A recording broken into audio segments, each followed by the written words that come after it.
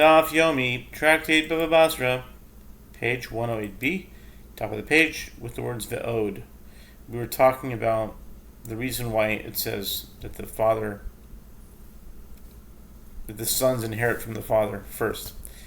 Ve'od, and furthermore, Kedichsiv ish kiyamos ubein einlo. Furthermore, the verse states that a son inherits from his father, as it is written in the portion concerning inheritance. If a man dies and has no son, then you shall pass his inheritance to his daughter. Numbers 27:8. That's what the daughters of Tzlaf got. Petana ID de Asya le midrasha chavivale. The Gemara answers. And as for the Tana of the Mishnah, who listed the father inheriting first, since the halacha that a father inherits from his son is learned through a derivation and is not explicitly mentioned in the verse, this halacha is dear to him. Therefore, he listed it first. Okay.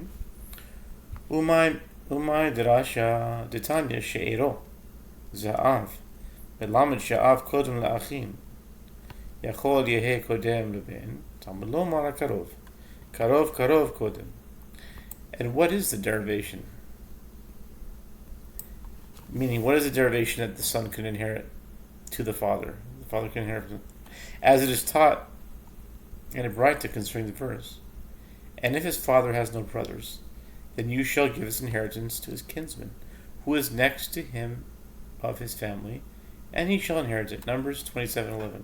His kinsman, this is referring to the father. And the Torah teaches that the father precedes the brothers of the deceased in inheriting from him.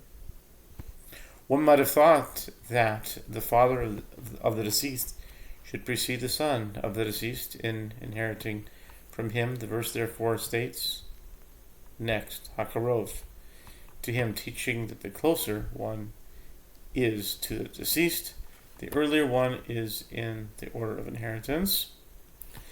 And a son of the deceased is considered to be a closer relative to the deceased than the father of the deceased. Uma ra'isa l'rabo yises haben u'lo yitzies ha'ach mirabani es haben sheken kam tachat aviv liada b'desdei achuza. The Gemara asks, and what do you see to include the son as the closer relative than the father and to exclude the brother?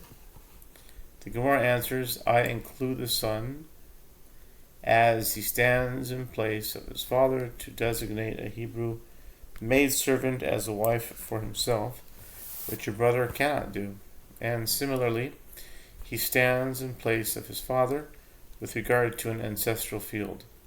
If a son redeems a field consecrated by his father, it is considered as though the father himself redeemed it, and the field returns to the family in the Jubilee year. By contrast, if the brother of the one who consecrated it redeems the field, it does not return to the family. See Leviticus 27:16-21. Adrabe. The Gemara asks on the contrary. Merabe ani esa'ach sheken kam tachat achiv libum. Klum yesh yibum, ela b'makom she'en ben, ha b'makom she'yesh ben, en yibum. The Gemara asks on the contrary, I should include the brother as the closer relative as he stands in his brother's place, with regard to levirate marriage, as a son does not. The Gemara answers, this is not a valid claim, as is there a levirate marriage except in a case where there is no son? In a case where there is a son, there is no levirate marriage. This indicates that a son stands in place of the deceased before a brother, even with regard to levirate marriage. Tamadika hai pircha, ahalav hachi, havamina ach, adif tipukle. The Gemara comments the reason that a son is considered to be a closer relative than a brother is specifically due to this refutation, that where there is a son, there is no levirate marriage. This indicates that Without this refutation, I would say that a brother is superior to a son in terms of how close a relative he is. The Gemara therefore asks, why not derive that a son is closer to the deceased than a brother?